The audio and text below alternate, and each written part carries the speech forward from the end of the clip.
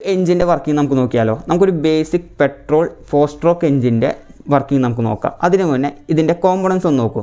Cylinder ഉണ്ട്, സിലിണ്ടറിൻ്റെ ഉള്ളിൽ ഒരു പിസ്റ്റൺ ഉണ്ട്, പിസ്റ്റനും ക്രാങ്കും കൂടെ കണക്ട് ചെയ്യാൻ ഒരു കണക്റ്റിംഗ് റോഡ് ഉണ്ട്. ക്രാങ്ക് ഷാഫ്റ്റിലാണ്. 2 വാൾവ് ഉണ്ട്, ഇൻലെറ്റ് വാളും എക്സോസ്റ്റ് വാളും. സ്പാർക്ക് പ്ലഗ് ഉണ്ട്. TDC എന്നും BDC എന്നും നിങ്ങൾ കണ്ടില്ലേ. TDC എന്ന് പറഞ്ഞാൽ ടോപ്പ് ഡെഡ് സെൻറ്റർ, BDC എന്ന് പറഞ്ഞാൽ bottom dead center. TDC to BDC piston move ചെയ്യണതാണ് ഒരു സ്ട്രോക്ക്. അങ്ങനെ 4 സ്ട്രോക്ക് എഞ്ചിൻസിൽ 4 സ്ട്രോക്കാണുള്ളത്. Suction, compression, power, exhaust. Suction സ്ട്രോക്കിൽ എന്താ ഉണ്ടാവണമെന്ന് വെച്ച് കഴിഞ്ഞാൽ ഇൻലെറ്റ് വാൾവ് ഓപ്പൺ ആയിരിക്കും, എക്സോസ്റ്റ് വാൾവ് ക്ലോസ് ആയിരിക്കും. Piston TDC to BDC move ചെയ്യാണ്. ഈ സമയത്ത് ഉണ്ടാവുന്ന നെഗറ്റീവ് പ്രഷർ കാരണം എയർ ഫ്യൂൽ മിക്സ്ചർ സിലിണ്ടറിൻ്റെ ഉള്ളിലേക്ക് വരും.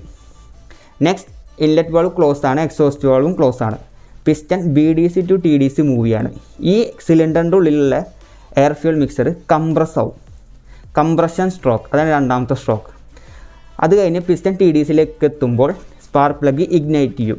ഈ എയർ ഫ്യൂൽ മിക്സ്ചറിനെ ഇഗ്നൈറ്റ് ചെയ്ത് കഴിഞ്ഞാൽ ഒരു എക്സ്പ്ലോഷൻ പോലത്തെ സംഭവം ഉണ്ടാവും. ഗ്യാസസ് എക്സ്പാൻഡ് ആവണത് എങ്ങോട്ടും പോകാനില്ലാത്തതുകൊണ്ട് ഈ പിസ്റ്റനെ ഈ എക്സ്പ്ലോഷൻ വീണ്ടും താഴേക്ക് പുഷ് ചെയ്യും. അപ്പോൾ പിസ്റ്റൺ ഇപ്പോൾ TDC to BDC പോയിക്കൊണ്ടിരിക്കുകയാണ്. അതാണ് തേർഡ് സ്ട്രോക്കായ പവർ സ്ട്രോക്ക്. അത് കഴിഞ്ഞ് പിസ്റ്റൺ വീണ്ടും BDC to TDC മൂവ് ചെയ്യും. ഈ എക്സ്പ്ലോഷൻ കഴിഞ്ഞിട്ടുള്ള എക്സോസ്റ്റ് ഗ്യാസുകളെല്ലാം പുറത്തേക്ക് പോകും. ഈ സമയത്ത് ഇൻലെറ്റ് വാൾവ് ക്ലോസ് ആയിരിക്കും, എക്സോസ്റ്റ് വാൾവ് ഓപ്പൺ ആയിരിക്കും.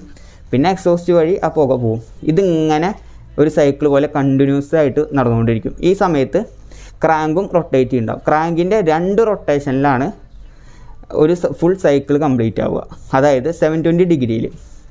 മാത്രമല്ല ക്രാങ്കിൻ്റെ ഉപയോഗം എന്താണെന്ന് വെച്ച് കഴിഞ്ഞാൽ പിസ്റ്റൻ്റെ റെസിപ്രോക്കേറ്റിംഗ് മോഷനെ റോട്ടറി മോഷനാക്കാണ് ക്രാങ്ക് യൂസ് ചെയ്യുക. ഇതിപ്പോൾ ഞാൻ എക്സ്പ്ലെയിൻ ചെയ്ത് പെട്രോൾ എഞ്ചിനെയാണ്. ഇതേ തന്നെയാണ് ഡീസൽ എഞ്ചിൻസിലും. പക്ഷേ ഡീസൽ എഞ്ചിൻസിൽ സക്ഷൻ സ്ട്രോക്കിൽ എയർ മാത്രമേ ഉള്ളിലേക്ക് വരുള്ളൂ. അത് കഴിഞ്ഞ് ഈ എയറിനെയാണ് കംപ്രഷൻ സ്ട്രോക്കിൽ കംപ്രസ് ചെയ്യുക. കംപ്രസ് ചെയ്ത എയറിന് ഉണ്ടാവണ ഹീറ്റ് യൂസ് ചെയ്തിട്ടാണ് ഡീസൽ സ്പ്രേ ചെയ്തിട്ട് പവർ സ്ട്രോക്ക് ഉണ്ടാക്കുക. നിങ്ങൾക്ക് ഡീസൽ എഞ്ചിൻസിൽ സ്പാർക്ക് പ്ലഗ് കാണാൻ പറ്റില്ല, പകരം ഒരു ഇഞ്ചക്ടറാണ് കാണാൻ പറ്റുക. കംപ്രഷൻ സ്ട്രോക്കിൽ എയർ അത്യാവശ്യം കംപ്രസ് ആയി കഴിഞ്ഞാൽ ആ സമയത്താണ് ഡീസൽ ഇഞ്ചക്ട് ചെയ്യുക, അല്ലെങ്കിൽ സ്പ്രേ പോലെ ആക്കുക. അപ്പോൾ ഈ കംപ്രസ്ഡ് എയറിൻ്റെ ഹീറ്റ് കാരണം ഡീസൽ ബേൺ ആവും. ബാക്കിയുള്ള സ്ട്രോക്കുകളെല്ലാം സെയിം ആണ്. ഒരു ചെറിയ ഐഡിയ കിട്ടിയെന്ന് വിചാരിക്കും. ബാക്കിയും ഒരുപാട് കാര്യങ്ങൾ ഇതിനെപ്പറ്റി സംസാരിക്കാനുണ്ട്. നമുക്ക് അടുത്ത സെഷനിൽ സംസാരിക്കാം.